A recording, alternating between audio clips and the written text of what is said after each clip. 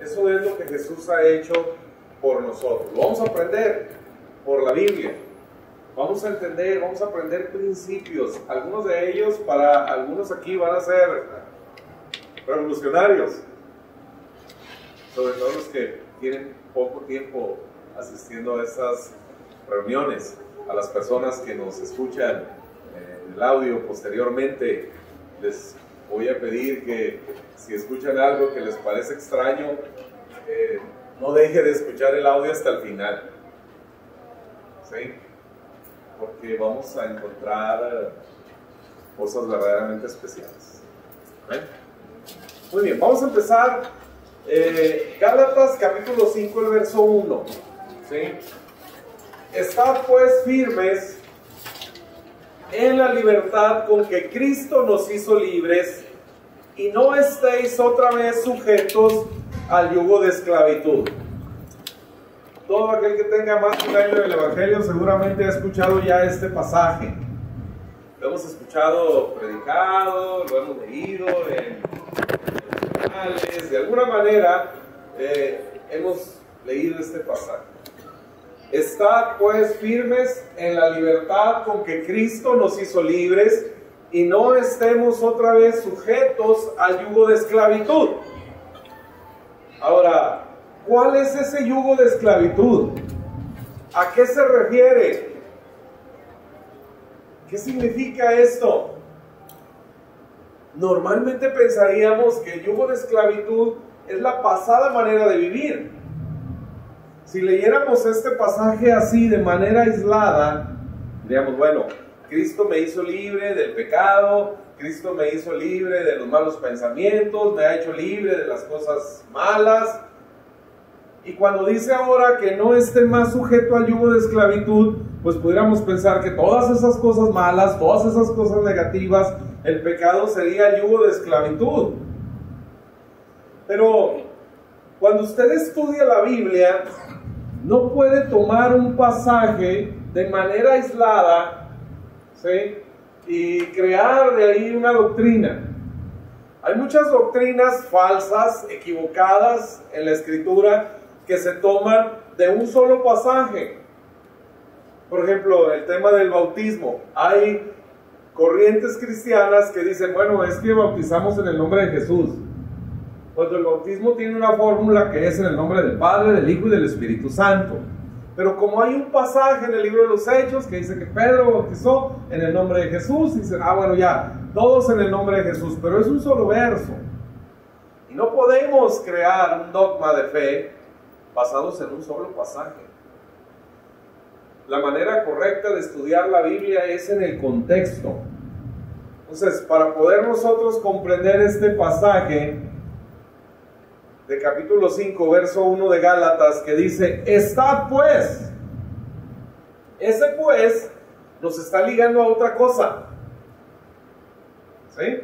Estad pues. O sea, por lo que ya les he dicho, ahora pues, estén firmes en la libertad con que Cristo nos hizo libres, y no estén otra vez sujetos al yugo de esclavitud. Entonces, para comprender este pasaje, necesariamente tendríamos que ir al contexto. Ese contexto está en el capítulo 4. Entonces, es una historia, una alegoría que usa el apóstol Pablo acerca de los primeros dos hijos de Abraham. El primer hijo de Abraham, que no es el hijo de la promesa, es el hijo que Abraham tiene según la carne. Según la carne significa que Abraham le quiso ayudar a Dios. ¿Sí? Dios le hace una promesa a Abraham y le dice, vete de tu tierra y de tu parentela y haré de ti una nación grande. Pasan las semanas, los meses, los años, y Sara, su esposa, no se embaraza. Sara es estéril. ¿Sí? Y está llegando a un punto donde Abraham también físicamente pues empieza a disminuir su capacidad para procrear un hijo. Y entonces Sara dice, bueno, pues el tiempo se va, Dios no actúa, entonces vamos a ayudarle, engendra el hijo, y tiene un hijo con la sierva egipcia Agar. Y ese hijo se llama Ismael. ¿Sí? Después pasan los años, y entonces viene el hijo de la promesa, cuando Abraham está por cumplir 100 años y su esposa Sara 90. Y entonces Sara queda embarazada y nace Isaac. Bueno, de esa historia, Pablo toma esta alegoría para darnos una enseñanza maravillosa. Vean, Gálatas capítulo 4, verso 21. Decidme, los que quieren estar bajo la ley. Empieza aquí a aclararnos el tema. ¿Cuál va a ser el tema? ¿Realmente es la discusión entre vivir bajo la ley o vivir bajo la gracia? Porque ese es el problema de los Gálatas. Los Gálatas no es una iglesia que está en pecado, sino es una iglesia que está viviendo en la ley. Ese es el problema que está experimentando los Gálatas. Vivir en la ley, cuando escuche usted en el contexto de nuestros estudios, vivir en la ley o estar bajo la ley, significa justificarse delante de Dios mediante el cumplimiento de la ley. ¿Cuál es la ley? Los 10 mandamientos. ¿Sí? La ley que Dios le dio al pueblo de Israel en el monte Sinaí, después de sacarlos de Egipto. Él les da la ley, y ahí les da los 10 mandamientos que todos hemos escuchado. Difícilmente los pudiéramos enlistar todos, por alguna razón espiritual, obviamente. Es muy difícil memorizar los 10 mandamientos. ¿Sí? El Espíritu Santo no está en eso. Ahorita lo vamos a ver con la Escritura. Por eso le digo, va a conocer usted hoy algo acerca de la ley que a muchos aquí les puede sorprender. ¿Sí? Pero tenga paz. Es la misma palabra de Dios la que nos va a revelar esta verdad. ¿Sí? Entonces, seguimos meditando el pasaje. Dice, díganme pues los que quieren estar bajo la ley, ¿no han oído la ley? Porque está escrito que Abraham tuvo 2 hijos, uno de la esclava, el otro de la libre, la historia que les acabo de contar. Pero el de la esclava nació según la carne, mas el de la libre por la promesa, lo cual es una alegoría, pues estas mujeres representan los 2 pactos. El uno proviene del monte Sinaí, el cual da hijos para esclavitud. La ley da hijos para esclavitud. Los 10 mandamientos, según este pasaje de Pablo, los 10 mandamientos producen esclavitud. No me argumente a mí, es un pasaje de la Escritura. La ley produce esclavitud, dice, da hijos para esclavitud. Mas la Jerusalén de arriba, la cual es madre de todos nosotros, es libre. Porque está escrito, regocíjate, oh estéril, tú que no das a luz, prorrumpe en júbilo y clama, tú que no tienes dolores de parto, porque más son los hijos de la desolada que de la que tiene marido. Así que, hermanos, nosotros como Isaac somos hijos de la promesa. Pero como entonces el que había nacido según la carne perseguía al que había nacido según el Espíritu, así también ahora. Siempre los de la ley persiguen a los de la gracia. Siempre es así. Siempre los que quieren estar bajo la ley acusan a los de la gracia. No, es que ¿cómo estar en la gracia? Y hablan de que la gracia es promover el pecado. Que la gracia, que es, hermanos, que todos tus pecados, pasados, presentes y futuros, están perdonados por la obra de Jesucristo en la cruz. La gente piensa, no, se asustan, no, le tienen miedo a esa libertad, porque piensan que la libertad se convierte eventualmente en un libertinaje, pero nada más lejos de la realidad. La Biblia no dice que la gracia sea el poder del pecado, pero sí dice en Corintios 15 que la ley, ¿sí?, es el poder del pecado. Dios dio la ley con un propósito. El propósito de la ley es revelar nuestra condición de pecado y ponernos bajo culpabilidad. Los abogados entienden esto, ¿no? La tipicidad. Si una conducta no se tipifica como un delito, hay una máxima que dice: lo que no está prohibido está permitido. Es una máxima jurídica, ¿sí? Lo que no está prohibido está permitido. Entonces la ley, ¿sí?, nace por esa causa, para que nosotros entendamos, hermanos, un poco cómo es que ofendemos a Dios. La ofensa que nosotros le hacemos a Dios va más allá de lo que nosotros alcanzamos a comprender. Muchas personas se sienten bien con Dios porque no entienden realmente cómo llegamos a ofender a Dios. Entonces la ley nos ayuda a comprender esto. No tendrás dioses ajenos delante de mí. No te inclinarás. No harás imágenes. Honra a tu padre y a tu madre. No robarás, no matarás, no adulterarás. Y al final, el último, no codiciarás. Y eso entonces nos ayuda a entender nuestra condición y nuestra incapacidad. Pablo dice que la ley es nuestro ayo que nos lleva a Cristo. La nodriza, un ayo es una nodriza, un tutor que nos lleva a Cristo, no porque la cumplimos, sino porque para nosotros es imposible cumplir la ley. No la podemos cumplir, simple y sencillamente no podemos. Esa es realmente la intención de Dios al habernos dado la ley. Y la ley, pues, es la fuerza, es el poder del pecado, según 1 Corintios 15. En Romanos capítulo 6, verso 14, dice que el pecado no se enseñorea más de nosotros, porque no estamos más bajo la ley, sino bajo la gracia. Entonces, si interpretamos ese pasaje de Romanos, la manera de que el pecado no nos domine, el pecado no se enseñoree de nuestra vida, es no estar más bajo la ley, no estar más sujetos a una ley. Pero entonces, la otra duda, si no tenemos una ley, entonces ¿cómo vamos a nuestra conducta moral?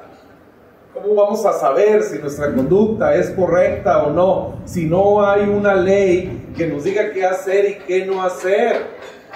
Ese es el pensamiento, ¿no?, de todos. Porque entonces algunos dicen, bueno, entonces si quitamos la ley, entonces que la gente haga lo que quiera. Sí, exactamente, ese es el tema de la gracia. Sí, ya. Ahí le va. Porque el Evangelio transforma nuestra vida y entonces produce en nosotros buenas intenciones, produce en nosotros motivaciones correctas, porque ahora las leyes en la gracia, dice en Hebreos 10, haré un nuevo pacto con ustedes y voy a escribir mis leyes en sus corazones, las voy a grabar en su corazón y las voy a escribir en su pensamiento. Pero ya no se refiere a los 10 mandamientos. Ahorita vamos a ver algo de los 10 mandamientos en la Biblia que le va a sorprender.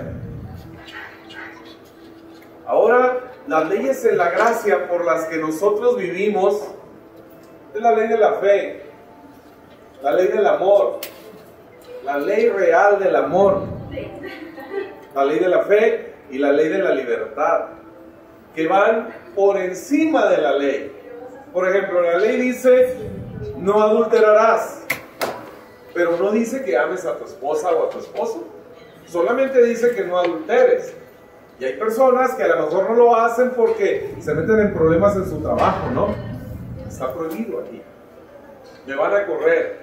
Pero no es porque amen a su esposa. La gracia dice, ama a tu esposa como Cristo amó a la iglesia. La gracia va más allá. La ley dice, no robarás, ¿sí? No robarás. ¿Qué dice la gracia? El que hurtaba, no hurte más, sino trabaje para que tenga para compartir. O sea, la ley no me pide que ayude, la ley no me pide, solo me dice no hagas mal. Pero la gracia, hermanos, transforma mi vida y entonces esa ley me hace ya no desear quitarle a alguien lo que le pertenece, sino ahora me ha transformado para hacer las cosas bien, para hacer las cosas correctas. Y entonces, es a lo que me refiero, cada quien hace lo que quiere, porque ahora resulta que lo que quieren es hacer la voluntad de Dios. Dígame, alguien acá, los que han estado escuchando este mensaje de semanas y meses atrás, en algún momento han sentido deseos de irse a pecar. La carne por momentos puede llevarnos a eso, pero hay una ley dentro de nosotros que dice, ¿y para qué? O sea, estoy tan bien. Por primera vez estoy en paz en mi vida. Si usted quisiera quebrantar esa paz que ahora disfruta por irse a pecar, entonces ahora, hermanos, todos estamos haciendo lo que queremos, porque ahora lo que queremos es estar cerca del Señor.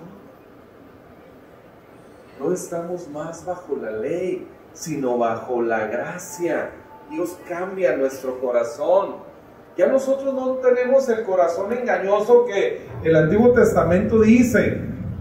¿Se acuerdan? Dice, engañoso es el corazón.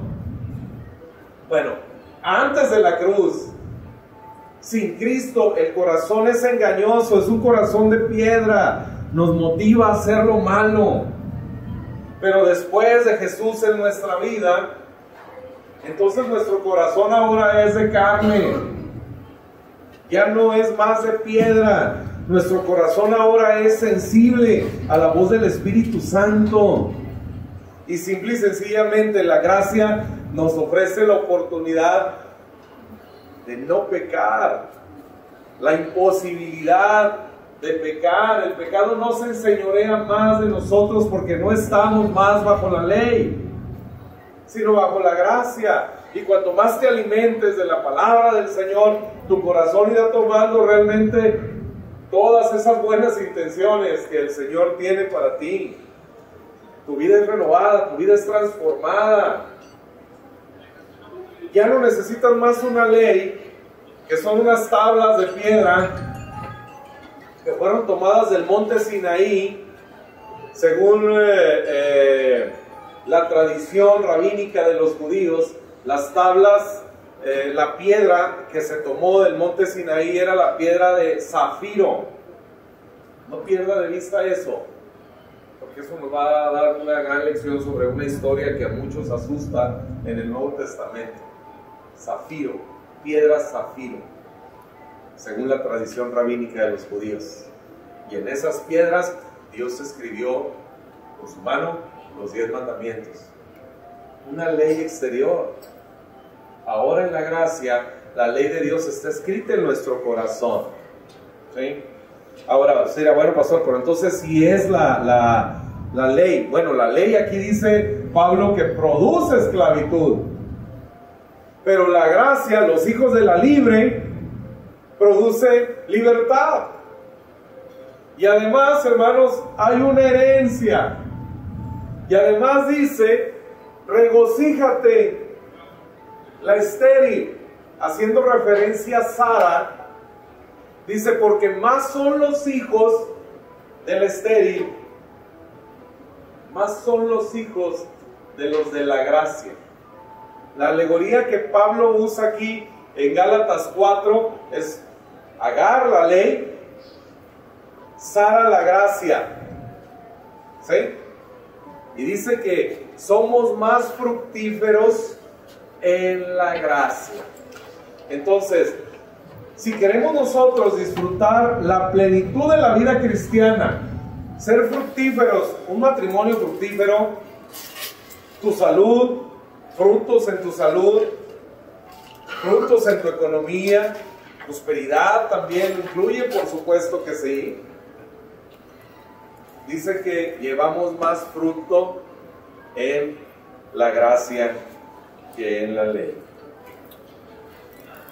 La fe, hermanos, es activada por la gracia. La gracia transforma nuestra vida, mientras la ley sigue produciendo esclavitud en nosotros. Es increíble cómo en muchas iglesias se insiste todavía en predicar ley, en predicar la ley. Necesitamos aprender los 10 mandamientos. De veras, se va a sorprender en unos minutos más lo que dice la Biblia acerca de los 10 mandamientos. Sorprendente. Muchos los aprendimos de niños y se nos olvidaron cada vez, ¿verdad? Porque así es difícil la ley, es difícil entender la ley. La misma carne la rechaza, ¿no? Porque la ley demanda nuestra perfección, la ley demanda nuestra justicia, la gracia provee justificación. Romanos 5:1, justificados pues por la fe, tenemos paz para con Dios. Ya la justicia no depende de nuestra conducta hacia la ley, nuestro comportamiento hacia la ley, sino por la fe. Nuestra justicia delante de Dios ahora depende de eso, de la fe. Y podemos disfrutar ahora todos los beneficios, toda esa vida fructífera. Yo creo que todos aquí queremos tener una vida fructífera, un matrimonio pleno, bendecido, hijos bendecidos, prósperos, que nos vaya bien en todo lo que hacemos, ¿no? Pero vamos a aprender cómo podemos disfrutar, cómo podemos ser más fructíferos en nuestra vida. En el Evangelio de Lucas les he explicado que solamente el Evangelio de Marcos está escrito de manera cronológica. Los otros 3 evangelios, el Espíritu Santo selecciona las historias y el orden en el que están registradas para también enseñarnos algo. En el Evangelio de Lucas, espalda con espalda, hay 2 historias, capítulo 18, capítulo 19. Capítulo 18, el joven rico, ¿se acuerdan? ¿Han leído esa historia? El joven rico. Maestro bueno, ¿qué haré para heredar la vida eterna? Jesús le dice, ¿por qué me llamas bueno? No hay uno bueno sino solo Dios. Luego dice, bueno, dime qué hago para heredar la vida eterna. Buenas intenciones de este joven. Jesús le dice, los mandamientos sabes. A ver, ¿está diciendo Jesús que por cumplir los mandamientos somos salvos? No, está exponiendo a este joven a su realidad. ¿Sí? Y entonces él dice, bueno, todos los mandamientos esos, los que Jesús le lista, dice, los he cumplido desde mi juventud. Jesús le dice, una sola cosa te falta, vende todo lo que tienes y dalo a los pobres, y sígueme. Realmente este hombre no se fijó que Jesús le ofrecía el mejor de los negocios, aún económico, Era un hombre rico, era un hombre de negocios. Y Jesús le dice, bueno, este lo va a entender, a ver si lo entiende en términos de negocio. Vende todo lo que tienes y dalo a los pobres. Hay un proverbio que este joven debió de saber que dice, el que da al pobre, a Dios le presta. Y Dios no es deudor de nada. O sea, Jesús le ofreció un gran negocio, aún económico. Pero él no lo pudo comprender, porque Jesús reveló lo que realmente había en su corazón. Él dice, yo he cumplido todos los mandamientos, solo te falta uno. El dinero es tu Dios. El primer mandamiento lo quebraste. Y en capítulo 19 es la historia de Zaqueo, un pecador. Este era un buen hombre, había cumplido los mandamientos, el joven rico. Zaqueo era un ladrón, hermanos. ¿Sí? Y Jesús va con él, conocen todos igual la historia. un hombre bajito que se sube a un árbol para poder ver a Jesús, y entonces ya Jesús va a su casa y todo aquello, ¿no? Del joven rico, dice que cuando Jesús le dijo, vende todo lo que tienes y dalo a los pobres y sígueme, dice que se fue triste porque tenía muchas cosas. Pero cuando está con Zaqueo, no hay los mandamientos, ¿sabes? No hay una confrontación con la ley, no hay ni siquiera una confrontación con el pecado como tradicionalmente lo haríamos, sino una confrontación con el amor.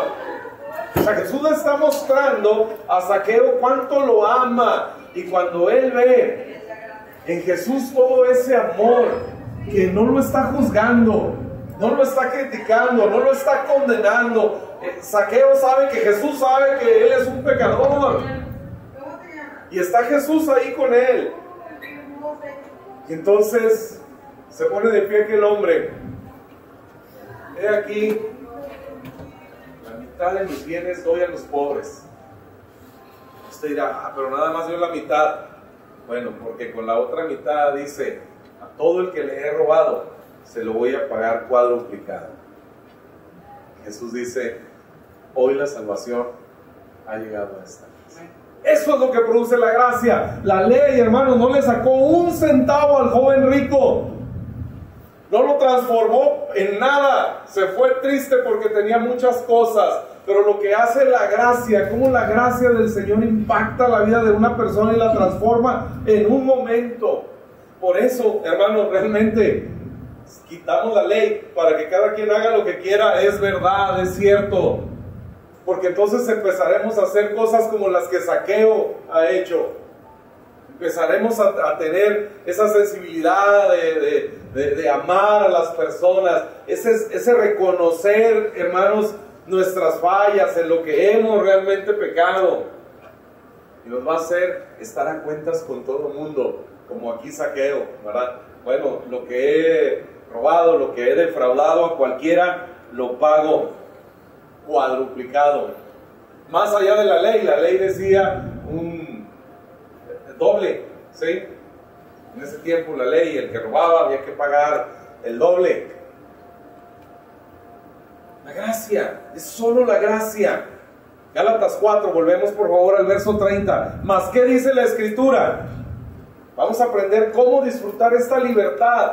Acuérdense, Gálatas 5:1 dice, estad pues firmes en la libertad con que Cristo nos hizo libres y no estáis más sujetos al yugo de esclavitud. Entonces ya entendimos que el yugo de esclavitud no es el pecado, es la ley. La libertad con la que Cristo nos hizo libres es la gracia, por su gracia que nos libertó. Juan 1:17. Porque la ley fue dada por medio de Moisés, pero gracia y verdad vino en Jesucristo. La gracia, hermanos, es la que nos hace libres. Jesús lo dijo así: conoceréis la verdad y la verdad los hará libres. La verdad es Jesús. Entonces dice, permanece en Jesús, permanece en su obra y no vuelvas a estar en el yugo de esclavitud, que es querer justificarse por las obras de la ley. Entonces vamos a ver, hermanos, qué hacer para disfrutar esa libertad, qué hacer para tener una vida fructífera en todas las áreas. ¿Están listos? Va. Mas, ¿qué dice la Escritura? Echa fuera a la esclava y a su hijo, porque no heredará el hijo de la esclava con el hijo de la libre. Hermanos, hay una herencia especial para los de la gracia. Hay una herencia de parte de Dios para los que vivimos en la gracia, para los que disfrutamos la gracia. Entonces, pregúntate, no, bueno, entonces, ¿de quién eres hijo? No, Pablo dice aquí, somos hijos de la libre. Pero saben, hermanos, en las iglesias, hay iglesias cristianas que todos somos hijos de Dios por Jesucristo. Hemos recibido a Jesucristo y eso nos hace hijos de Dios. Juan 1:12. Mas a todos los que le recibieron, a los que creen en su nombre, les dio potestad de ser hechos hijos de Dios. Entonces, todas las iglesias cristianas en el mundo que creemos en Jesucristo como el Señor y Salvador y aceptamos su perdón, todos somos cristianos y somos hijos de Dios. El mismo Padre pero diferente madre. Porque Pablo dice aquí, entonces somos hijos de la esclava o de la libre. ¿Somos hijos de la ley o somos hijos de la gracia? Y entonces hay iglesias que están marcadas por la ley. Son hijos de Dios. Sí, son salvos, sí. Pero están bajo el yugo de esclavitud. Porque quieren cumplir la ley. Son aquellos que nos han dicho, bueno, ya eres cristiano. Sí, muy bien, vida eterna y todo eso. Pero ahora cuida tu salvación. Y cuídala con temor y temblor. Y cuidado y la pierdas. Y luego Hebreos 10 por ahí abajo cuando dice, ¿cómo? Pero si pecamos deliberadamente, ¿cómo escaparemos? Dice, no nos queda más que una horrenda expectativa de juicio y error. Y usted lee esos pasajes y pareciera que ahora la salvación la tienes que cuidar tú. Y pareciera que ahora seguir siendo salvo depende de ti. Y hermanos, hay iglesias completas, denominaciones completas en el mundo que viven bajo esta esclavitud terrible, con un temor, con un pesar en la vida cristiana, porque en la mañana son salvos y en la tarde quién sabe. No quiere Dios que vivamos así, que tengamos la convicción. Él quiere que tengamos la seguridad, hermanos, de nuestra vida en Cristo. El Evangelio, a través del Evangelio se manifiesta la justicia de Dios, dice el apóstol Pablo. La justicia en el nuevo pacto no es algo que tú alcances. Siempre la justicia en el pacto, en la sangre de Jesucristo, es un don. No es que seas justo por las obras. Es un don, eres justo por la fe. Justificados pues por la fe, tenemos paz para con Dios. El problema de nuestro pecado ha quedado totalmente resuelto, hermanos, delante de Dios, por Jesucristo. Por eso Pablo maldice 2 veces a los que prediquen un evangelio diferente a este. Incluso Pablo dice, si un ángel del cielo bajara, no se refiere a los ángeles caídos, no, a un ángel del cielo bajara y les predicara un evangelio diferente a esto, y cualquier persona que les predique otro evangelio, dice, sea anatema. Eso es maldito, es una maldición. Y 2 veces lo repite en un mismo verso, sea maldito, otra vez, el que predique un evangelio diferente al evangelio de Jesús. Corintios 3, verso 1. Comenzamos otra vez a recomendarnos a nosotros mismos. Pablo está ahí en una discusión con los corintios. Si había una iglesia carnal, en todas a las cuales Pablo les escribió, esas eran los corintios. ¿Sí? Pero vean lo que dice Pablo de esta iglesia. ¿Comenzamos otra vez a recomendarnos a nosotros mismos o tenemos necesidad, como algunos, de cartas de recomendación para vosotros o de recomendación de vosotros? Vean esto, nuestras cartas sois vosotros, escritas en nuestros corazones, conocidas y leídas por todos los hombres. Esto lo está diciendo de la iglesia de Corintio. ¿Sabe quiénes eran ellos?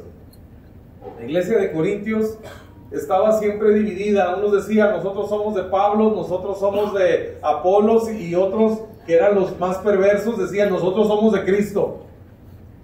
Dividida la iglesia en 3 grupos, y algunos, no, pues yo soy de Apolos y yo de Pablo, y jalaban para su lado. Qué bonitos modos tan feos, ¿no? Se imagina una iglesia así. No, es que yo soy del pastor, y yo del copastor, y yo del otro, ¿no? Así era esta iglesia.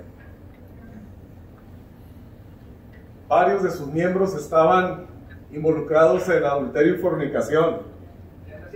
En la primera carta, Pablo los reprende por eso. No por el pecado, sino les dice, Acuérdense quién son.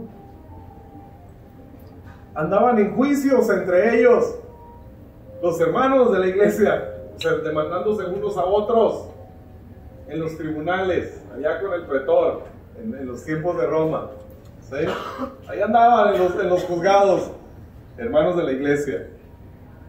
Y de esa iglesia, Pablo dice, ustedes son cartas abiertas.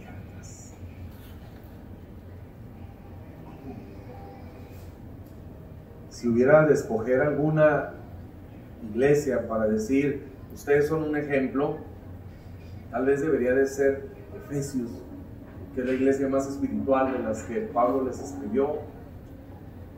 Pero lo dice, hermanos, de la iglesia más carnal. Ustedes son ejemplo, ustedes son testimonio. Esto que les dice son cartas abiertas, les está diciendo, ustedes son testimonio del poder de Dios para cambiar la vida de las personas. Porque seguramente todos esos bárbaros que andaban haciendo en la carta primera, todas esas cosas, hermanos, empezaron a experimentar la gracia del Señor y ahora eran testimonio de cómo Dios puede cambiar la vida de una persona, la vida de un hombre, de una mujer. Ahora, ¿por qué? Dice, siendo manifiesto que sois carta de Cristo, expedida por nosotros, escrita no con tinta, sino con el Espíritu del Dios vivo, no en tablas de piedra, sino en tablas de carne del corazón. Verso 4, y tal confianza tenemos mediante Cristo para con Dios. No está hablando más del comportamiento, no está hablando más de las obras. Nuestra confianza es en Cristo, porque dice, no que seamos competentes por nosotros mismos. No, o sea, Pablo está reconociendo que fallamos. No somos competentes por nosotros mismos, dice, para pensar algo como de nosotros mismos, sino que nuestra competencia viene de Dios. Nuestra capacidad, todas las cosas buenas, hermanos, que se pueden ver en nuestra vida, vienen de Dios, no de nosotros. Somos testimonios, somos ejemplo por lo que Cristo ha hecho. Seguimos fallando en muchas cosas, nos seguimos equivocando en muchas cosas, hermanos, pero la gente termina reconociendo el cambio de Dios en nuestra vida. No es por nosotros, sino Jesús en nosotros. Pablo mismo lo dice, Cristo en nosotros, la esperanza de gloria. O sea, si en algo nos podemos gloriar, es en Jesucristo. Vean, verso 18. Por tanto nosotros todos, mirando a cara descubierta como en un espejo la gloria del Señor, somos transformados de gloria en gloria en la misma imagen como por el Espíritu del Señor. Hermanos, la transformación de nuestra vida no depende de tu disciplina, no depende de tu esfuerzo, de tu dedicación.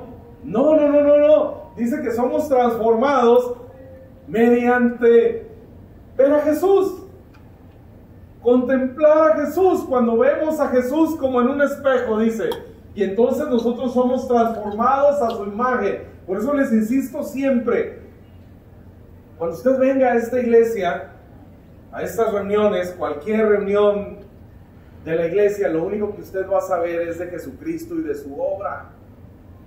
Cuanto más usted conozca a Jesús, usted será transformado a su imagen. La semana pasada dimos un paseo por varias historias de la vida de Jesús para ver su carácter. Conforme tú vas viendo ese carácter de Jesús, ese mismo carácter empieza a impregnar tu vida. Solo así, hermanos. No hay que 10 pasos para una vida de oración y ahora 5 pasos para dejar de decir cosas. Y no es así. Es solamente contemplar. Está muy claro, ¿no? Somos transformados solo por contemplar, mirando la gloria de Jesús. Volvemos al verso 7, dice, y aquí es donde les digo de la ley. Fíjese bien cómo llama Pablo a los 10 mandamientos. Y si el ministerio de muerte,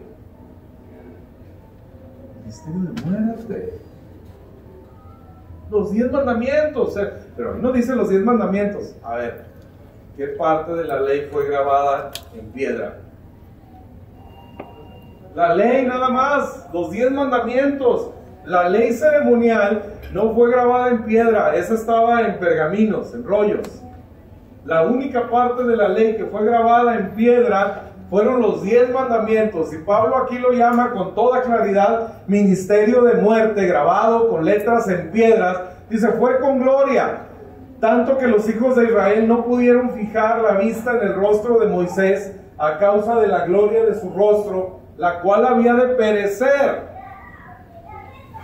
¿A cuál gloria se refiere? ¿A qué se refiere? A la gloria de la ley, que habría de perecer.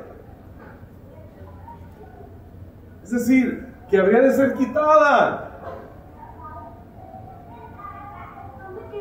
Ahora, en esencia aquí, hermanos, cuando Moisés baja con su rostro resplandeciente, es la segunda ocasión que está en el monte.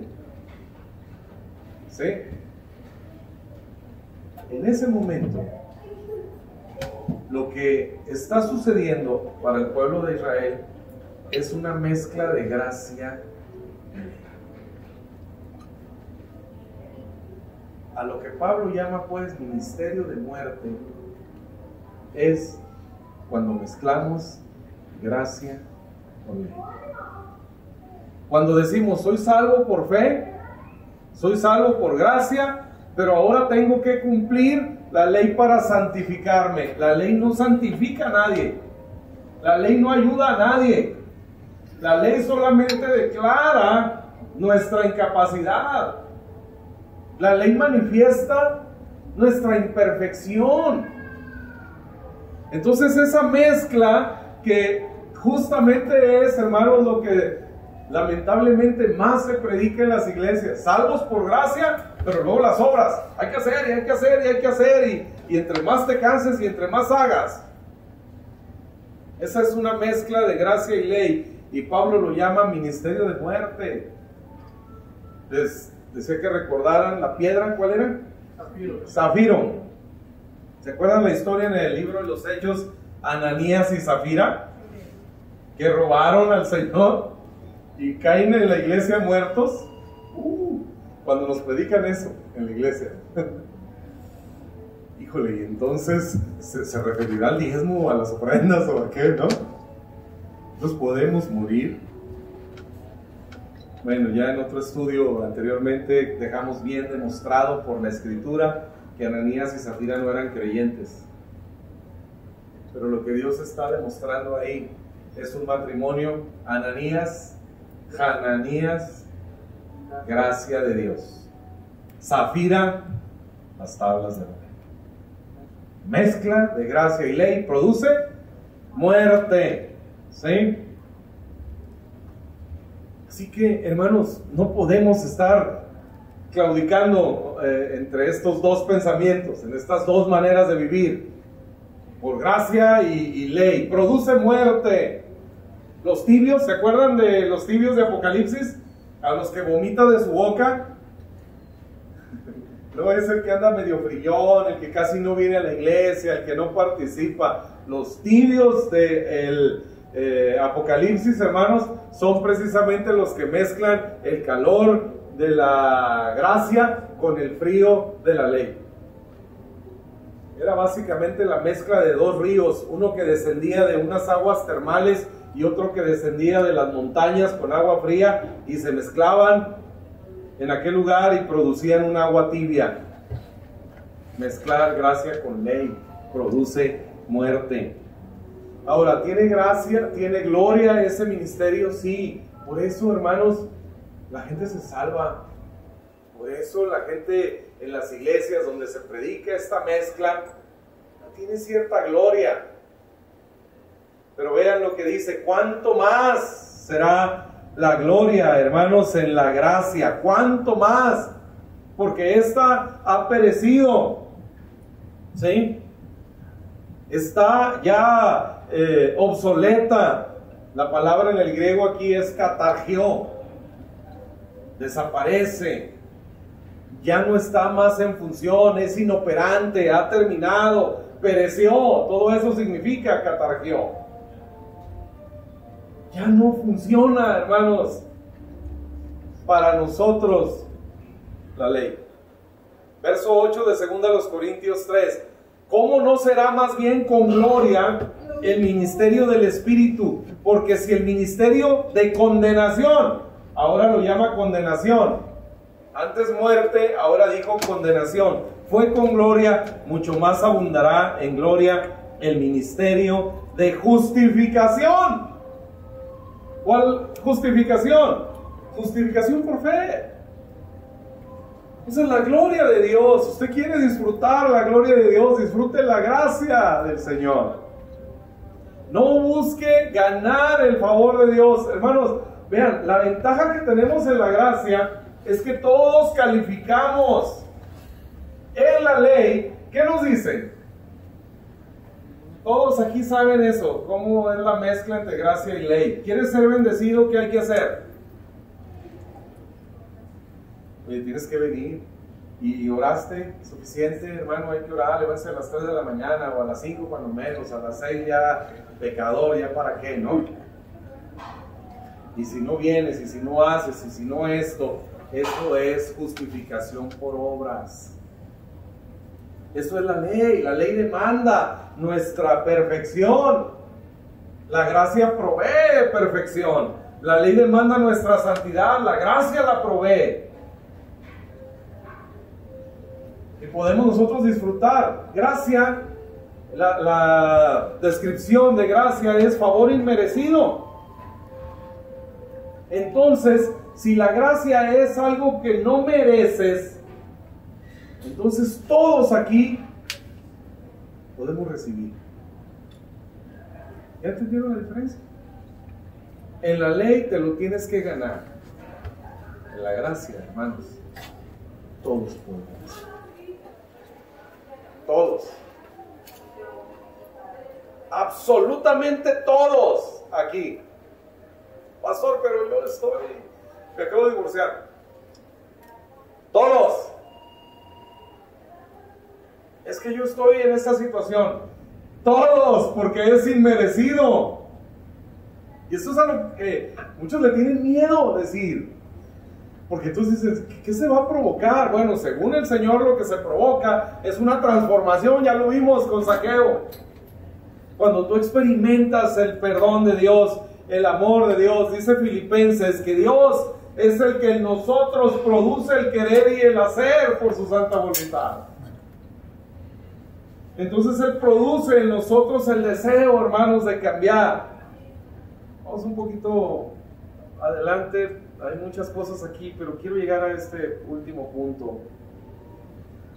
Dice, porque aún lo que fue glorioso no es glorioso en este respecto, en comparación con la gloria más eminente. Porque si lo que perece tuvo gloria, mucho más glorioso será lo que permanece, la gracia. Así que teniendo tal esperanza, usamos de mucha franqueza, y no como Moisés, que ponía un velo sobre su rostro, para que los hijos de Israel no fijaran la vista en el fin de aquello que había de ser abolido. ¿Sí? O sea, que no pusieran la vista en la ley, porque habría de ser abolido. Pero el entendimiento de ellos se embotó, porque hasta el día de hoy, cuando leen el antiguo pacto, les queda el mismo velo no descubierto, el cual por Cristo es quitado. Ahí va, ¿qué significa eso? El velo. Cuando tú lees el Antiguo Testamento, Génesis 22, Dios habla con Abraham y le dice, entrégame a tu hijo, tu único hijo. Ahí ya nos debería llamar la atención porque Abraham tenía 2 hijos, Ismael e Isaac. Pero Dios le dice, entrégame a tu único hijo. Y usted lee la historia, ¿y qué nos predican de eso? Abraham, vean la fe, él entregó todo, hermano, usted entregue porque esto y porque aquello, ¿no? Eso es tener el velo. ¿Qué ven? Las obras de Abraham. Y entonces nos las aplican a nosotros, ¿no? Vean cómo Abraham hizo esto. Vean la fe de Abraham. Hermano, usted no quiere dar nada. Abraham dio a su hijo y esas cosas. Porque están leyendo con un velo. Pero cuando Cristo quita ese velo, entonces ¿qué ves? La historia de amor más gloriosa que jamás te puedas imaginar.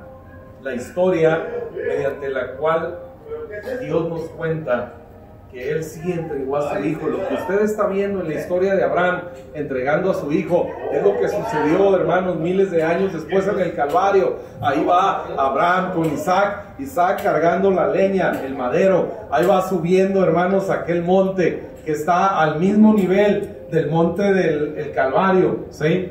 En el monte Moriah es donde está sucediendo esto, y enfrente está el monte Calvario, ¿sí? A la misma altura. Y ahí va ese muchacho Isaac llevando la leña hasta el pico del monte, ¿no?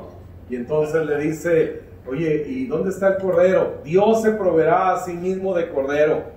Y entonces cuando Abraham levanta el cuchillo para sacrificar a su hijo, el ángel lo detiene y Dios le dice: ahora sé que me temes, porque no me has negado a tu hijo, tu único hijo, a quien amas.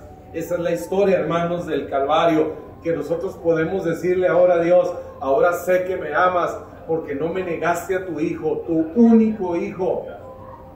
Y si usted termina de leer la historia, dice que descendió Abraham.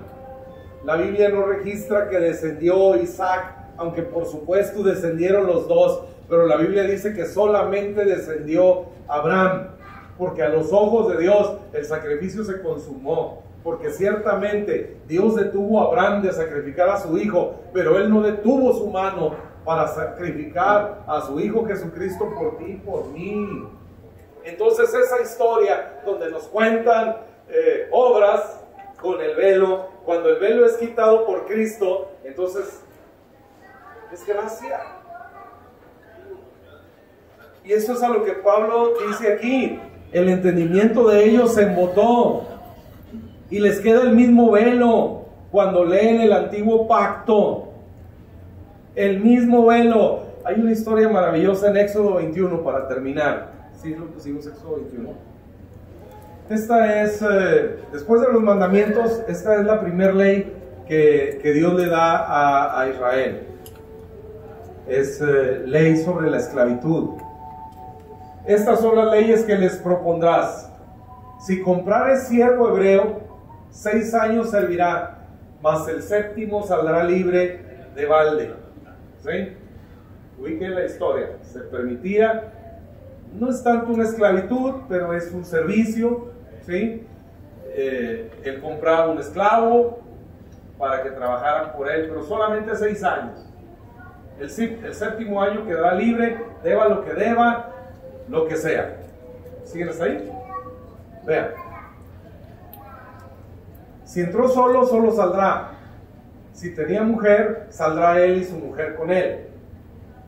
Si su amo le hubiere dado mujer y ella le diere hijos o hijas, la mujer y sus hijos serán de su amo y él saldrá solo. Y si el siervo dijere: yo amo a mi señor, a mi mujer y a mis hijos, no saldré libre. Entonces su amo lo llevará ante los jueces y le hará estar junto a la puerta o al poste afuera de la ciudad, y su amo le horadará la oreja con lesna y será su siervo para siempre. Usted lee, ¿y esa ley qué? ¿Verdad? Es del pasado. Pero otra vez, esta ley encierra la historia de amor más gloriosa. Un siervo, Jesús, con su esposa la iglesia y sus hijos nosotros. Jesús dijo en el huerto de Getsemaní: si es posible, pasa de mí esta copa, pero no se haga como yo quiero, sino como tú. Entonces dice: si el siervo, pudiendo quedar libre, decide quedarse porque ama a su esposa y a sus hijos, será llevado fuera y será perforado. Y eso es lo que pasó con Jesús. Él pudo quedar libre. Él dijo, cuando Pedro, ¿no?, le vuela la oreja al soldado: Pedro, puedo llamar a mi Padre y vendrían legiones de ángeles a rescatarme. Pero aquí este siervo es Jesús, que por amor a ti, por amor a mí, se quedó y fue a la cruz y fue traspasado, fue perforado. Y cuando esto sucedía con esta familia, siempre que la mujer viera llegar a su esposo con la oreja perforada, le diría: van a comer algo. Y los hijos, cuando veían llegar a su papá, le veían esa cicatriz, ellos podrían decir: pudo haber seguido, pudo haber quedado libre, pero por amor a mí se quedó como un siervo. Y eso es lo que podemos ver cuando quitamos el velo y volvemos al Antiguo Testamento, y lo que encontramos es a un Jesús. Ya no encontramos más leyes para cumplir, ya no encontramos más obligaciones que sabemos que no podemos cumplir.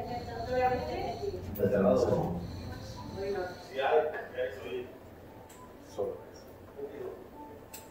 eso. Queridos hermanos, es el pacto en el que nosotros vivimos ahora, el pacto de la gracia.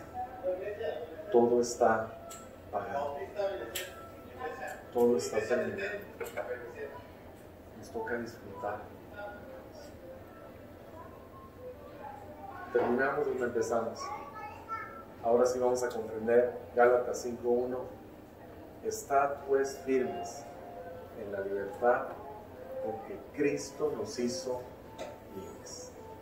No estemos más sujetos al yugo de esclavitud, a ese yugo de pesar, de que es que si no hago, es que tengo que hacer, es que ya la regué otra vez, es que volví a fallar. Ese es el yugo de esclavitud. Por naturaleza fluye en nuestra vida. Amén.